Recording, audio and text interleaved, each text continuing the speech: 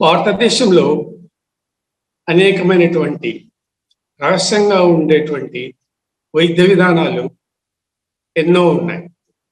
ఉదాహరణకు ఆయుర్వేదం, అదే మాదిరి ధామర తంత్రం, శివాంబ కల్ప విధి అన్నది ఒక ప్రత్యేకమైనటువంటి దైవంచే రూపొందించబడినటువంటి వైద్య విధానం, పరమశివుని చేత రూపొందించబడింది. ఈ విషయంపైనే మనము అనేక విషయాలను, సబ్ టాపిక్స్, అనేక కోణాల నుంచి, అనేక దృక్పథాల నుంచి ఈ వైద్యాన్ని మనము విశ్లేషించాం. ఇప్పటికే ఈ వీడియోస్ అన్ని విన్న తర్వాత మీరు ఒక అభిప్రాయానికి వచ్చి ఉండవచ్చు. ఏమిటి ఈ యొక్క వైద్య విధానం, దీన్ని ఎంతవరకు నిర్లక్ష్యం చేయబడింది, దీని యొక్క ప్రాధాన్యత ఏంటి అని చాలా మందికి తెలిసి ఉండొచ్చు. ఈ మూత్ర వైద్యం అన్నది చాలా నూతనమైనటువంటి వైద్య విధానం. నూతనం అంటే నూతనం ఏది కాదు, ఇది చాలా ప్రాచీనమైంది. అన్ని వైద్య విధానాల కంటే ఇది చాలా పూర్వమైనది. అంటే ఈవెన్ వేదాలకు ముందే, వేదాలు రచించడానికి ముందే 10,000 సంవత్సరాల పూర్వకాలానికి సంబంధించిందే ఈ మూత్ర వైద్యం. గ్రంథస్థంలో ఉంది కానీ, గ్రంథ రూపంలో ఉంది కానీ, అది ఆచరణలో చాలా తక్కువ మందికి ప్రచారంలో ఉంది. ఈ విధంగా అది నూతనత్వం సంతరించుకొని, ఈ విధంగా నూతన రూపము, నూతనత్వము సంతరించుకొని ఉంది కాబట్టి ఈ మూత్ర వైద్యం, దీనికి అనేక దృక్పథాలు, తర్వాత వింతలు ఉన్నాయి. ఈనాటి ఈ టాపిక్ కూడా అదే, మూత్ర వైద్యంలో ఉన్నటువంటి కొత్త వింతలు అండ్ పోకడలు. కొత్త వింతలు, పోకడలు అంటే విచిత్రమైనటువంటి, ఎప్పుడు మన కని వినని పదాలు, భాష, అర్థాలు, క్రియా విధానము ఇందులో ఉంటున్నారు. ఎందుకంటే ఆ నూతనత్వం కాబట్టే దీనిలో అంత కొత్త పోకడలు, వింతలు సంతరించుకొని ఉంటారు. ఉదాహరణకి ఈ శాస్త్రంలో, ఈ గ్రంథంలో లేదా ఈ వైద్య విధానంలో ఉన్నటువంటి పదాలు కానివ్వండి, భాష కానివ్వండి, దానికి నూతన భావాలను, అర్థాలను ఇవ్వడమైనా. ఉదాహరణకి మందు, రోగి, వైద్యము, ఈ పదాలకే నూతన భావాన్ని, నూతన అర్థాలను, నూతన తీరిని రూపొందించబడింది ఈ యొక్క మూత్ర వైద్యంతో. అందుకే ఇది విచిత్రంగా ఉంటుంది. చదువుని కానీ, వినడాన్ని కానీ, ప్రాక్టీస్ చేయడానికి కొత్తగా ఉంటుంది. మనం ఎన్నో వైద్య విధానాలకు, పద్ధతులకు ఇంతవరకు అలవాటు పడి ఉన్నాం. కానీ ఇందులో అంత కొత్తగా ఉంటుంది.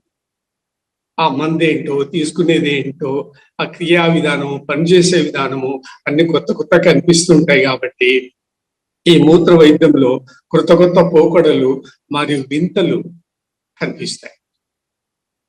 ఇంకా చూడండి, మొత్తము దీని నామరూపాలే, ఈ వైద్యం యొక్క నామరూపాలే ప్రత్యేకంగా ఉంటాయి. మొత్తం వైద్య విధానంలోనే ఒక విప్లవాత్మకమైనటువంటి మార్పు తీసుకొని వచ్చింది ఈ వైద్య విధానం. ఈ మూత్ర వైద్యం క్రియా విధానంలోనే మార్పు వచ్చేస్తుంది. అంతేకాకుండా ఈ వైద్య విధానానికి మూలాలు చాలా ప్రాచీనమైనవి. అనేక ప్రాచీనమైనటువంటి గ్రంథాలలో దీని గురించి ప్రస్తావన ఉంది. ఉదాహరణకు శివాంబ కల్ప విధి అని మూత్ర వైద్యం పరమశివుడు రూపొందించిన గ్రంథంలో ఉంది. చాలా ప్రాచీనమైనటువంటి గ్రంథం. అదే మరి మన భారతదేశంలో ఉన్నటువంటి 108 ఉపనిషత్తులు ఉన్నాయి వేదాంతం. అందులో గర్భోపనిషత్తు ఒకటి, అందులో కూడా దీని ప్రస్తావన ఉంది. అనేక యోగ గ్రంథాల్లో చెప్పబడింది, ఆయుర్వేద గ్రంథాల్లో చెప్పబడింది. అంతేకాకుండా గొప్ప ఋషులు, మునులు వీళ్ళంతా కూడా తమ గ్రంథాల్లో ఈ మూత్రం యొక్క ప్రాధాన్యతను చెప్పబడి ఉంది. ముఖ్యంగా కలియుగంలో విరాట్ పోతులు వీరబ్రహ్మం గారు కలియుగంలో ఈ మూత్రం యొక్క ప్రాధాన్యత ఏంటో బాగా చెప్పాడు. అది లేటెస్ట్ బుక్ మనకి ఏంటంటే ఈ మూత్రం పైన విరాట్ పోతులు వీరబ్రహ్మం గారు రచించేటువంటి గ్రంథం. వీరు 16వ శతాబ్దానికి సంబంధించిన ఈ గ్రంథాలు కూడా మనకు ఒక నమ్మకము, విశ్వాసము, దానిపైన కాన్ఫిడెన్స్ ఇస్తుంది అన్నమాట. ఎందుకంటే మూత్రవేద్యం అంటే ఏంటి, మూత్రం గురించి ఎవరు చెప్పారు, ఏ డాక్టర్ చెప్పాడు, ఏ దేశం చెప్పింది, ఏ మతం చెప్పింది, ఏ సంస్కృతి చెప్పింది అనేటువంటి భేదాలు మనకు రావచ్చు. కానీ అటువంటి భేదాలు రావడానికి వీళ్ళే. ప్రాచీనమైనటువంటి అనేక గ్రంథాలు మనకు ఆధారాలు ఉన్నాయి. ఈ ఆధారాలు ఉన్నాయి కాబట్టి దీనికి కొత్త కొత్త వింతలు పోకడలు ఏర్పడ్డాయి. అద్భుతం ఆశ్చర్యాన్ని కలిగిస్తుంది. ఈ గ్రంథాలు ప్రచారంలో లేవు. అదే ఇందులో ఉన్నటువంటి ప్రత్యేక విధానం. మిగతా వైద్య విధానం ఇప్పుడు అలోపతి ఉంది. ఇది 19వ శతాబ్దంలో అభివృద్ధి చెంది ప్రాచుర్యంలోకి వచ్చింది. అదే మరి ఆయుర్వేదం ఉంది, న్యాచురోపతి ఉంది, యునాని ఉంది, కాంప్లిమెంటరీ అండ్ ఆల్టర్నేటివ్ మెడిసిన్స్ ఎన్నో ఉన్నాయి.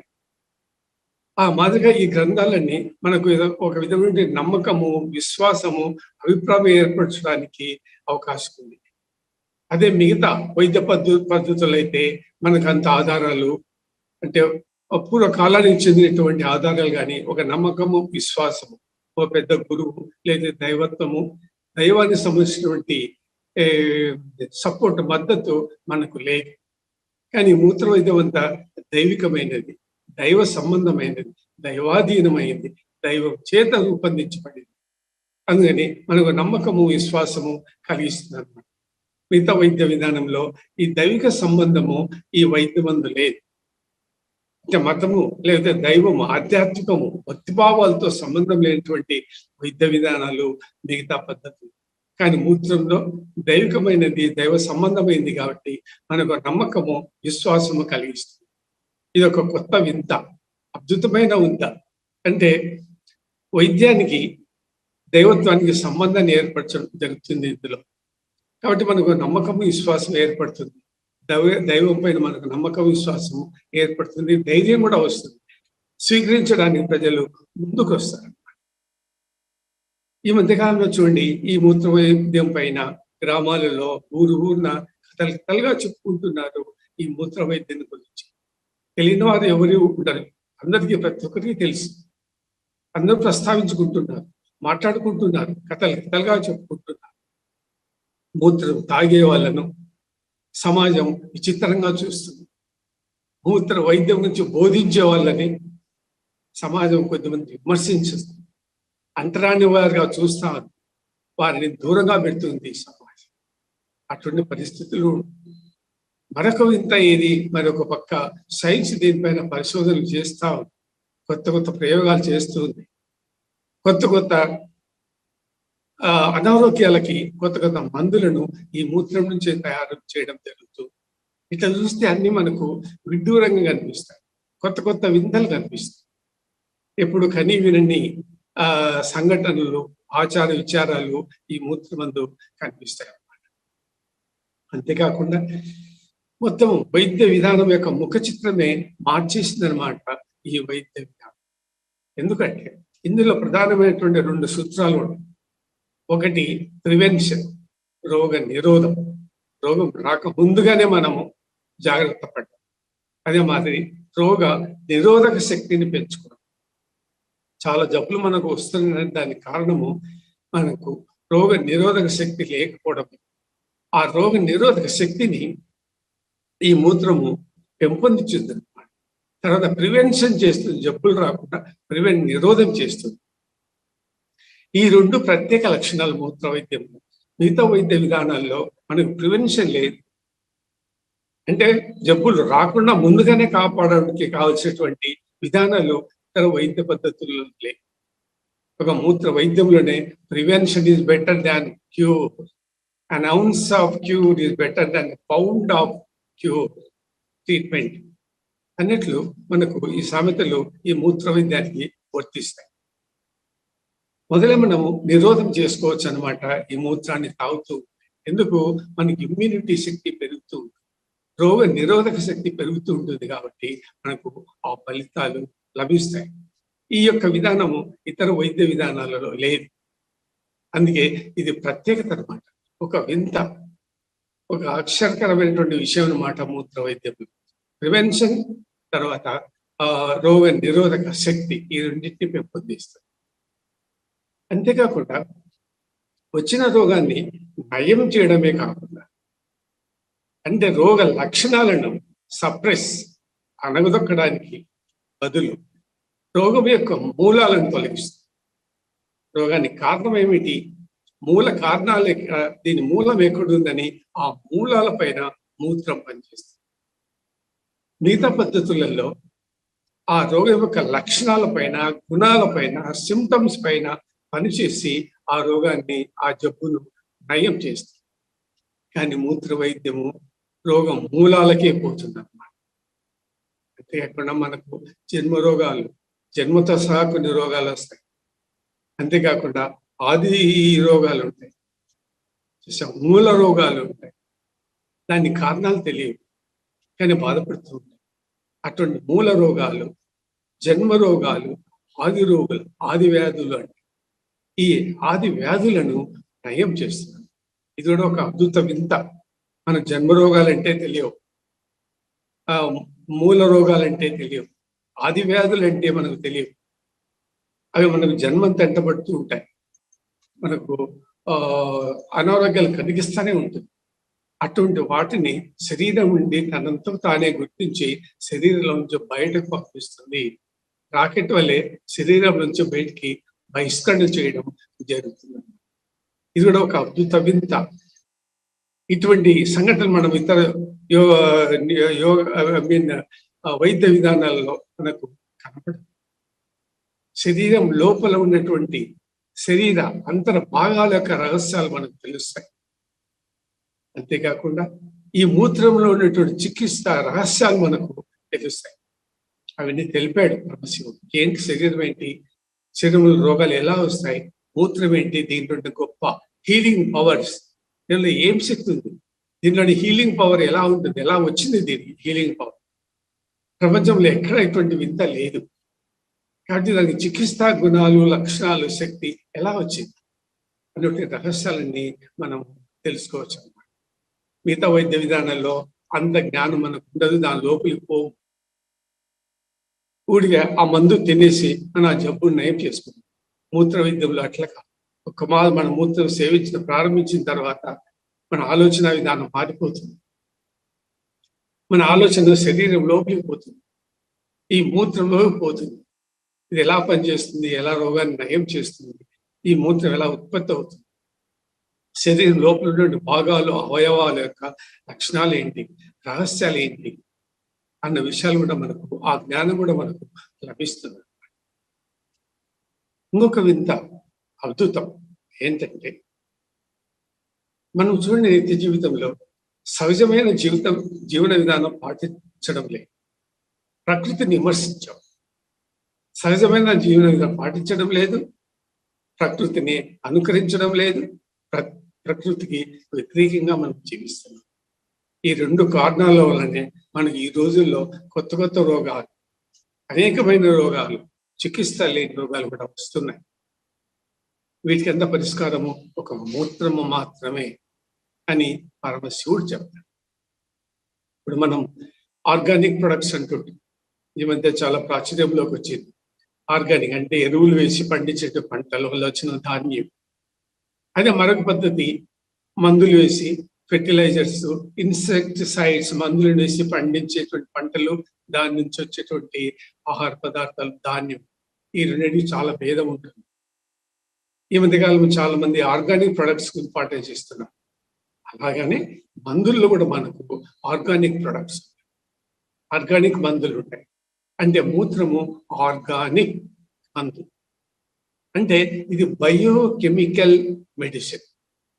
బయోకెమికల్ మెడిసిన్ అంటే శరీరంలో ఉన్నటువంటి రసాయనాలతోనే మందు తయారవుతుంది. మిగతా మందులు, ఇతర వైద్య పద్ధతుల్లో మందులు మనకు ఎలా తయారవుతాయి, ఆర్టిఫిషియల్ గా తయారవుతాయి, శరీర బాహ్యంలో తయారవుతాయి, మందులతో, రసాయనాలతో తయారవుతాయి, సింథటిక్స్ తో తయారవుతాయి. అవి మంచివి కావు.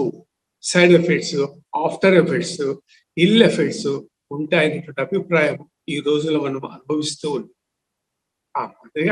ఈ మూత్రం అన్నది బయోకెమికల్ మెడిసిన్, మన శరీరంలోనే తయారు అవుతుంది. కాబట్టి ఇది ఆర్గానిక్ టైం, అంటే బయో టైం. బయాలజీ అంటే శరీరం. ఆ బయాలజీనే, శరీరమే తనంతా తాను మందులను తయారు చేస్తుంది. శరీర యొక్క లక్షణాలు, గుణాలను బట్టి మందులను తయారు చేస్తుంది. కాబట్టి ఏ విధంగా ఆర్గానిక్ ప్రొడక్ట్స్ ను, ధాన్యాలను మనం తింటున్నామో ఆరోగ్యం కొరకి, అదే మాదిరి మందులు కూడా మనకు ఆర్గానిక్ మెడిసిన్. ఈ ఆర్గానిక్ మెడిసిన్ లో మూత్రమే ప్రధానం. ఇది ఎందుకంటే బయోకెమికల్స్ తో తయారు, అంటే శరీరంలో ఉన్నటువంటి రసాయనాలు ఏ ఉన్నాయో దానితో తయారైనటువంటి ఔషధము. కాబట్టి ఇది సేఫ్, సైడ్ ఎఫెక్ట్స్ ఉండవు, ఆఫ్టర్ ఎఫెక్ట్స్ ఉండవు, ఇల్ ఎఫెక్ట్స్ ఉండవు. ఇందులో మరొక వింత అద్భుతం ఏంటంటే మూత్రం తాగని మానవుడు ఉండడు. ప్రపంచంలో అందరూ ప్రతి ఒక్క వ్యక్తి, ఏ మతం కానీ, దేశమైన కానీ, జాతి కానీ, స్త్రీ కానీ, పురుషుడు కానివ్వండి, ప్రతి ఒక్కరు తల్లి గర్భంలో మూత్రం తాగి పెరిగి జన్మించిన వారు. కాబట్టి ఈ ప్రపంచంలో ఎన్నో మతాలు, సాంప్రదాయాలు, ఆచార విచార వ్యవహారాలు, అలవాట్లు, కస్టమ్స్, ప్రాక్టీస్ ఉంటాయి. వీటన్నిటి మధ్యలో ఈ మూత్ర వైద్యం అన్నది అందరికీ సమ్మతమైందన్నమాట. అన్ని వర్గాల వారికి, సమాజంలో అన్ని మతాల వారికి, గ్లోబ్లో ఉండేటువంటి అన్ని సాంప్రదాయాల వారికి సమ్మతమైనటువంటి వైద్యం. ఎందుకు? ఇది ప్రతి ఒక్క శరీరంలో తయారవుతుంది. ప్రతి ఒక్క వ్యక్తి మూత్రం తాగి జన్మించిన వాడు కాబట్టి అందరికీ సమానంగా వర్తిస్తుంది. ఇది ఒక దేశానికి కానీ, కాలానికి కానీ, మతానికి కానీ, సాంప్రదాయానికి కానీ సంబంధించింది కాదు. It is a universal medicine, a global medicine. ప్రపంచంలో ప్రతి ఒక్క వ్యక్తికి సంబంధించింది. కాబట్టి ఈ దృక్పథం, ఈ ఆలోచనతో ఏమవుతుందంటే మానవులలో భేదాలు అంతరిస్తాయి, మానవత్వము, మానవీయత పెరుగుతుంది, సమానత్వ ఆలోచన వస్తుంది, సర్వమత సమానత్వం పెరుగుతుంది, విశ్వమానవ అఖిలత్వం, అభేదత్వం పెరుగుతుంది, విశ్వమానవ అభేదత్వం అన్న ఆలోచన పెరుగుతుంది, విశ్వభావన, విశ్వధోరణి పెరుగుతుంది, యూనివర్సల్ బ్రదర్లీవుడ్, యూనివర్సల్ బ్రదర్లీవుడ్ సోదర భావం కలుగుతుంది, మత సహనం వస్తుంది, మత సామరస్యం వస్తుంది. ఈ మూత్రం మీద ఆలోచన దృక్పథం లేనివల్లనే మనకి ఈ మధ్యకాలంలో మతాలు, కులాలు, వర్ణాలు ఇట్లా ప్రపంచవ్యాప్తంగా యుద్ధాలు కూడా దారితీస్తుంది. మానవుడంతా ఒకటే, అందరూ మూత్రం తాగి పుట్టి పెరిగిన వాళ్ళమే, అందరికి సమానంగా ఈ శరీరంలో పనిచేస్తుంది. ఇది వైద్య విధానం అటువంటి ఆలోచన వచ్చినట్లయితే మానవుడి మధ్య ఏకత్వము, యూనివర్సల్ ఇంటిగ్రేషన్, సమానత్వం, ఐక్యతాభావం ఏర్పడుతుంది. ఈ భేదాలు, యుద్ధాలు, మతాలు, కులాలు, విభజనలు ఇవన్నీ వెళ్ళిపోతాయి. అదే పరమశివుని యొక్క ప్రధానమైనటువంటి ఉద్దేశం. కాబట్టి యూనివర్సల్ మ్యాన్, యూనివర్సల్ మెడిసిన్, ఒకే యూనివర్స్, ఒకే మానవుడు, ఒకే మందు అన్నటువంటి ధోరణి రావాలి. ఆ ధోరణి వచ్చినప్పుడు మనకు ఈ మూత్రం పైన కూడా మనకు ఒక ఆలోచన దృక్పథము మారిపోతుంది. ఈ విధంగా ఈ భావన కలుగుతుంది. మరొక వింత అద్భుతం ఏమిటంటే ఎవరి శరీరానికి అవసరమైనట్లు according to body requirements, body లక్షణాలు, గుణాలు, ధర్మాలను బట్టి ఆ శరీరంలో మూత్రం తయారవుతుంది, ఆ శరీరంలో ఔషధం తయారవుతుంది. ధామతంత్రంలో శివుడు చెప్పేది ఇదే. వారి శరీర తత్వాలను బట్టి వారి శరీరంలో ఔషధం తయారవుతుంది. ఆ ఔషధాన్ని నేనే నిక్షిప్తపరిచాను సమస్త జీవరాశులలో, ముఖ్యంగా మానవులలో. కాబట్టి అది సమానంగా ఉంది, భేదాలు లేవు. ఆ రహస్యం ఒక పరమాత్మకే తెలుసు, కానీ మనకు తెలియదు. అందుకే మనకు అనేకమైన భేదాలు, అనేకమైనటువంటి మందులు, వ్యవహారాలు, అనారోగ్యాలకు గురవుతుంది. కాబట్టి అందరి శరీరాలు సమానమైనటువంటి మందును ఆ పరమాత్ముడు నిక్షిప్తపరిచాడు. అదే శరీరంలో తయారవుతుంది, ఉత్పత్తి అవుతుంది, శివాంబుగా తయారవుతుంది. అంటే శివశక్తి ప్లస్ జలం ఈ రెండు మిక్స్ అవుతే అది శివాంబు అవుతుంది. అంటే ఒక వైద్యం, ఒక ఔషధం, ఒక మందుగా తయారవుతుంది. ఈ రహస్య ప్రక్రియ వల్లనే అది మూత్ర వైద్యం అని పేరు. ఆ రహస్యం తెలుసుకోవడం లేదు. ఆ రహస్యం వల్లనే ఈ వైద్య విధానం అంతా దానిపైనే ఆధారపడి ఉంది. కాబట్టి ఈ రెండు శరీరాలు ఒకటి కావు. ఒక అద్భుతమైనటువంటి రహస్యం, కొత్త కొత్త ఆలోచనలు, భావనలు ఇందులో మనం గమనించాలి. ఏ రెండు శరీరాలు ఒకటి కావు. ప్రతి ఒక్క శరీరం వేరే. Physical composition, chemical compositions, emotional combinations, spiritual composition, moods అన్ని వేరుగానే ఉంటాయి. కాబట్టి ఒకే మందు యూనివర్సల్ అందరికీ వర్తించడం అన్నది జరగదు. అలా ఉంటే దాంట్లో అనవసరమైన మందులు, సైడ్ ఎఫెక్ట్స్, ఇతర ఎఫెక్ట్స్ వచ్చడానికి అవకాశం ఉంటుంది. ఎవరి శరీరానికి తగ్గట్టు వాళ్ళ ఔషధాన్ని తీసుకుంటే ఏ సైడ్ ఎఫెక్ట్స్ ప్రభావాలు ఉండవు. కాబట్టి సమస్త జీవరాశి మానవులందరూ, ప్రతి ఒక్క వ్యక్తి ఆరోగ్యపరంగా సెల్ఫ్ సఫిషియెంట్, సెల్ఫ్ రిలయంట్ లో ఉంటాడు, స్వయం సమృద్ధిలో ఉంటాడు. ఒకరిపైన ఆధారపడవలసినటువంటి ఆ అవసరము ఉండదు. మనం ఆస్తులు కానీ సంపాదనలు కానీ ప్రపంచంలో మనంత సెల్ఫ్ సఫిషియెంట్ గా ఉన్నాం. జీవన విధానంలో సెల్ఫ్ రిలయంట్, సమృద్ధిగా ఉన్నాం. కానీ ఆరోగ్యం విషయంలో మనం సెల్ఫ్ సఫిషియెంట్ గా లేం. సంపదలలో, భోగాలలో మనం సెల్ఫ్ సఫిషియెంట్ గా ఉన్నా కూడా ఆరోగ్య విషయంలో ఎవరూ లేరు. ప్రతి ఒక్క శరీరము అనారోగ్యానికి గురి కావాల్సిందే. అందుకని ఈ యొక్క వైద్యంలో ప్రత్యేకత ఏంటి అంటే, ఒక వింత ఏంటంటే, పేషెంటే డ్రగ్, నీవే డ్రగ్, నువ్వే పేషెంట్, నువ్వే డాక్టర్. ఒక అద్భుతమైనటువంటి విధానం. ఈ విధానం పైన మనం ఆలోచన చేయాలి. ఎందుకు మందు మనలోనే తయారవుతుంది, పేషెంట్ మనమే, డాక్టర్ మనం. ఇంకా బయట పోవాల్సినటువంటి అవసరం లేదు. డివైన్ డ్రగ్, మూత్రం your personal doctor, divine doctor నీ దగ్గరే ఉంటుంది. ఎప్పుడు ఎక్కడ పోయినా కూడా మన దగ్గరే ఈ మూత్రం ఉంటుంది. అదే మాదిరి ఇంకొక అద్భుతం ఏంటంటే, ఈ కాలంలో మనం చూస్తున్నాం, ఒక్కొక్క రోగానికి, ఒక్కొక్క జబ్బుకి మనం ఒక్కొక్క మందు, ఔషధాన్ని తింటూ ఉన్నాం. ఒకే మంది అన్ని రోగాలకు తినడం లేదు. అనేక రోగాలు అనేక మంది. అట్లనే మనం ఈ శరీరానికి వచ్చే రోగాలు నయం చేసుకుంటాం. కానీ మూత్రవేదంలో కొత్త కొత్త వింత అద్భుతం, మిస్టిక్ పవర్ ఏంటంటే, ఒకటే మూత్రం అనేక రోగాలకు పనిచేస్తుంది. దీని రహస్యం ఎందుకంటే, ఒకే మూత్రంలో వందల కొద్ది రసాయనాలు, ఔషధాలు నిక్షిప్తమై ఉన్నాయి.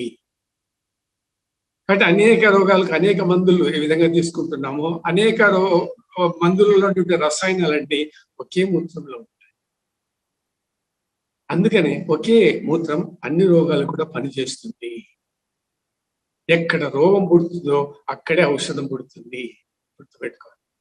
ఎక్కడ రోగం పుడుతుందో అక్కడే ఔషధం పుడుతుంది. కాబట్టి రోగం పుట్టింది ఎక్కడ? శరీరం. కాబట్టి ఔషధం కూడా అక్కడే పుడుతుంది. అది సృష్టి విధానం. కాబట్టి రోగం శరీరంలో పుడితే బయట వాడు ఎవరో బయటి ఔషధము మనం తీసుకుంటాం. అది సృష్టి విధానం కాదు. సృష్టి విధానం ఏంటి? ఎవరి శరీరాన్ని వాళ్ళు బాగు చేసుకోవాలి. ఎవరు కొద్దు వారు వారిపైన ఆధారపడాలి, ఇతరులపైన ఆధారపడదు. అది వైద్య విధానం. మూత్ర విద్య విధానం అంటే ఈ పైన నువ్వే ఆధారపడాలి, ఇతరులపైన ఆధారపడవద్దు. ఒకరి శరీరాన్ని చికిత్స చేసే విధానం లేదు. ప్రకృతిలో ఇండిపెండెంట్ గా తయారు కావాలి ప్రతి ఒక్క వ్యక్తి. అదే మూత్ర వైద్యం. కాబట్టి ఈ యొక్క ఔషధము శాశ్వతమైందన్నమాట. మిగతా అనేక పద్ధతులు, మందులు, చికిత్సా విధానాలు వస్తూ ఉంటాయి, పోతూ ఉంటాయి, అంతరిస్తూ ఉంటాయి, నూతనమైనవి వస్తూ ఉంటాయి, నూతన జబ్బులు వస్తూ ఉంటాయి. ఎన్ని మార్పులు వచ్చినా సరే, ఎన్ని కొత్త కొత్త జబ్బులు వచ్చినా సరే, మూత్రం మాత్రం శాశ్వతం. ఈ శరీరం ఉన్నంత వరకు మూత్రం ఉంటుంది. కాబట్టి ఈ శరీరం ఉన్నంత వరకు ఎన్ని కొత్త కొత్త జబ్బులు వచ్చినా సరే వాటికి మూత్రం ఉపయోగపడదు. మనం ఈ తరంలో, ఈ కాలంలో ఉన్నాం, ఇప్పుడు తృప్తి పడుతున్నాం. ఎన్నో తరాలు వస్తాయి. యుగం ఉంది, మహాయుగం ఉంది, కల్పం ఉంది. చూసారా, ఇంతకాలం సృష్టి యొక్క కాలము చాలా సుదీర్ఘమైంది. ఇంత సుదీర్ఘ కాలంలో మన జ్ఞాపకాలు, మన అవసరాలు చాలా స్వల్పమే. వచ్చే తరాల వారికి ఏంటి? వచ్చే తరాలలో వచ్చేటువంటి కలియుగంలో రోగాలు ఎలా ఉంటాయి? దాని మందులు ఏంటి? ఇప్పుడు ఉన్నటువంటి మందులు ఉపయోగపడదు. భవిష్యత్తు వేరుగా ఉంటుంది, కాలం వేరుగా ఉంటుంది, యుగధర్మం వేరుగా ఉంటుంది, రోగాలు వేరుగా ఉంటాయి. అప్పుడు శాశ్వతమైనటువంటి మందు ఏదంటే మనకు మూత్రమే. సూర్య కిరణాలలో మనకు తెలుసు 7 రకమైనటువంటి రంగులు ఉంటాయి. అది ఒక్కొక్క రంగు ఒక్కొక్క శరీరంలో ప్రభావితం చేస్తూ ఉంటాయి. అదే మాదిరి మూత్రంలో వందల కొద్ది రసాయనాలు, ఔషధ గుణాలు ఉన్నటువంటి రసాయనాలు, ఎవరు ఏ రసాయనం అవసరమో, ఎవరెవరి శరీరానికి ఏ రోగం వస్తుందో ఆ రోగానికి తగినట్లు ఆ ఔషధము, ఆ రసాయనము అది చేస్తుంది. ఇది రహస్యం. అందుకే ఇది ఒక అద్భుతం. సృష్టిలోనే ఒక వింత పోకడ. అందుకే ప్రజలు దీని గురించి కథలుగా చెప్పుకుంటూ ఉంటారు, కానీ ఆచరణ చేయడం లేదు. ఈ కథలే ఆచరణా విధానానికి రావాలి. గ్రామీణ ప్రాంతాల నుంచి ఈ కథలనే గాథలన్నీ ఆచరణీయతలో వచ్చేసి నిత్య జీవితంలో పాటించాలి. తప్పకుండా అటువంటి దినాలు వస్తాయి. కాబట్టి ఇప్పుడు ఏదైతే ఆచరణీయంగా మనం కథలుగా చెప్పుకుంటున్నామో అవే భవిష్యత్తులో ఆచరణలో క్రియాత్మకంగా తయారవుతాయి. క్రియాత్మక రూపంలో పాటించుకుంటారు. ఎందుకంటే దానిపైన అవేర్నెస్ పెరుగుతుంది. అంతేకాకుండా దానికి వచ్చేటువంటి రోగాలు అలా ఉంటాయి, మందులు ఉండవు. కాబట్టి దానిపైన అవేర్నెస్ ఆటోమేటిక్ గా పెరుగుతుంది. యుగ ధర్మం, ఆ యుగం ధర్మం ప్రకారం ఔషధాలు కూడా మారిపోతుంటాయి. దానిపైన ప్రజలకు ప్రకృతి సహజంగా ఆలోచనలు కూడా మారిపోతుంది. అంతేకాకుండా ఒక్కొక్క రోగానికి ఒక్కొక్క మందు, కొత్త రోగాలకు కొత్త మందులు తయారు చేయవలసిన అవసరం ఉండదు. ఎందుకంటే సమయం పడుతుంది. కొత్త రోగం వచ్చింది అనుకోండి, ఆ జబ్బుకి ఏంటి కారణాలు, మూలాలు ఏంటి, పరిశోధనలు చేయాలి. పరిశోధనలకు ఎంతో టైం పడుతుంది, డబ్బులు ఖర్చు అవుతాయి, మందులు తయారు చేయాలి, మార్కెట్లోకి రావు.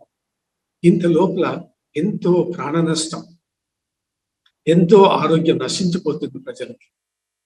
ఇప్పుడు ఉదాహరణకి మనకు కోవిడ్ వచ్చింది, దానికి ఏంటి మందు, మనం చాలా టైం పట్టింది. ఆ నివారణ వ్యాక్సిన్ మందు కనుక్కోవడానికి చాలా టైం పట్టింది. లక్షల మంది ప్రపంచవ్యాప్తంగా మరణించారు. ఈ ప్రాణ నష్టం, ఆరోగ్య నాశనం అయిపోవడము అనేది జరుగుతాయి లేట్ అయ్యే కొద్ది. ఎందుకంటే మందులు తయారు చేయడానికి టైం పడుతుంది, మార్కెట్లో రావడానికి టైం పడుతుంది. మూత్ర వైద్యం అట్లా కాదు. ఏ జబ్బులు వచ్చినా సరే, కొత్త జబ్బులు వచ్చినా మందు మన శరీరంలో రెడీగా ఉంటుంది.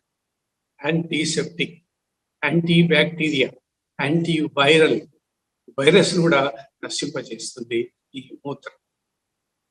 అదే ఇందులో ఒక గొప్ప అద్భుతం.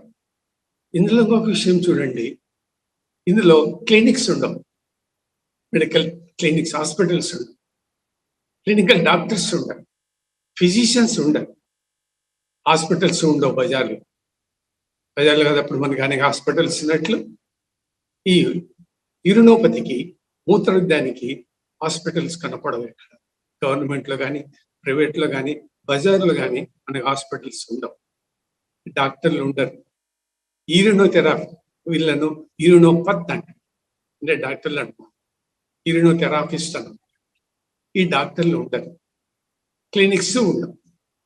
వీరు సేవాభావంతో, దృక్పథంతో ప్రచారం చేస్తూ ఉంటారు, అవగాహన కలిగిస్తుంది. అది ఇందులో గొప్పతనం. ఇంకొకటి చూడండి, లక్షల మంది మూత్రం తాగుతున్నారు. మూత్రం ఒక వైద్య విధానం, ఒక ఔషధం.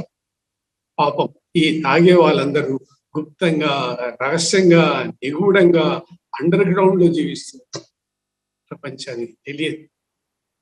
చూడండి దీనికి ఎంత గతి పట్టింది. ఇదొక వింత. మనం ఎన్నో మందులు తింటున్నాం, ఆరోగ్యాలు బాగు చేసుకుంటున్నాం, పబ్లిక్ లో కనిపిస్తూ ఉన్నాం. ఈ మూత్ర తాగేవారు, ప్రాక్టీషనర్స్ అందరూ గుప్తంగా ఉన్నారు, రహస్యంగా ఉన్నారు. బయట ప్రచారం చేయడం లేదు, బయట ప్రపంచానికి తెలియదు. చూడండి ఎంత విచిత్రము ఈ యొక్క మూత్ర. కాబట్టి గుప్తంగా ఉన్నారు. అయితే ఈ మధ్య కాలంలోనే ఈ మూత్రం తాగేవారందరూ కలిసి సంఘాలుగా ఏర్పడ్డారు.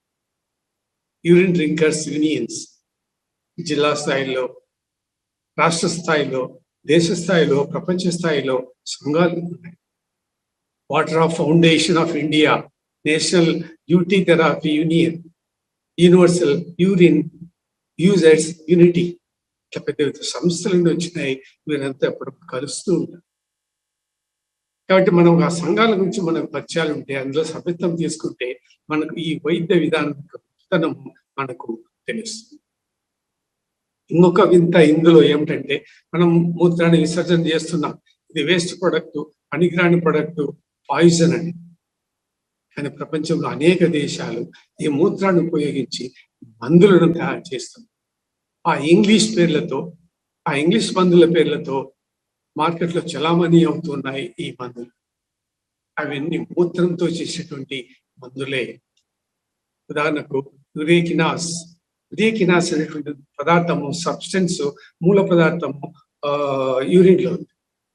దాంతో హార్ట్ బ్లాక్స్, ఆర్టరీస్ బ్లాక్ కాకుండా బ్లడ్ క్లాట్ కాకుండా చేస్తుంది.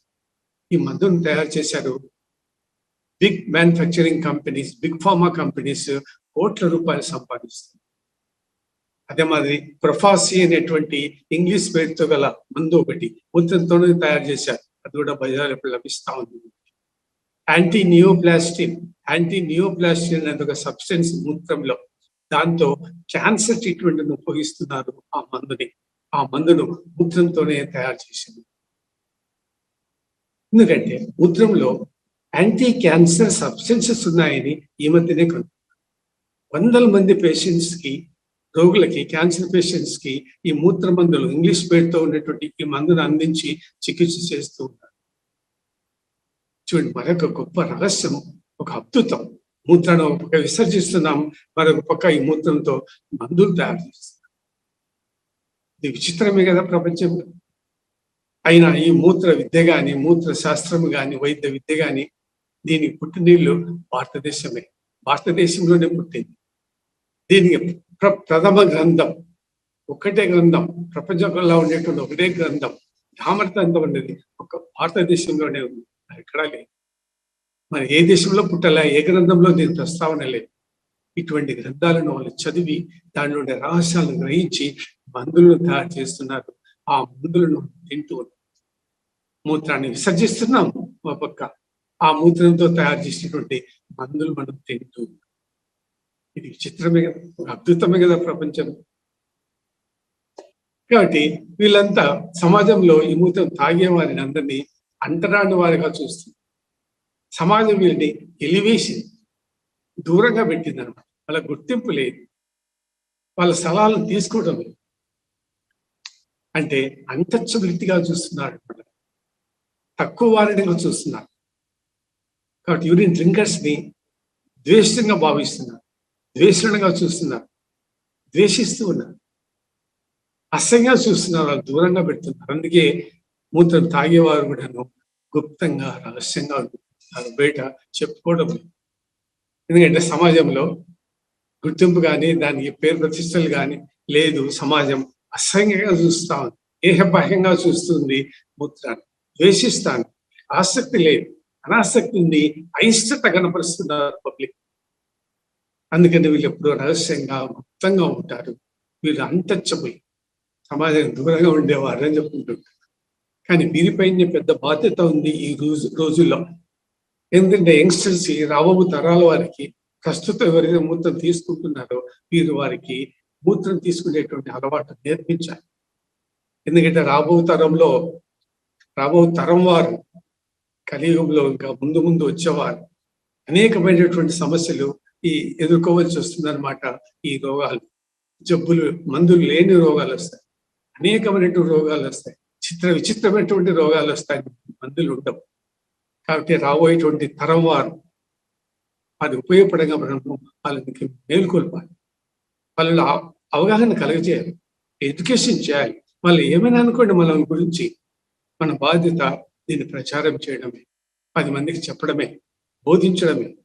భవిష్యత్తులో వాళ్ళు బాగుపడతారు.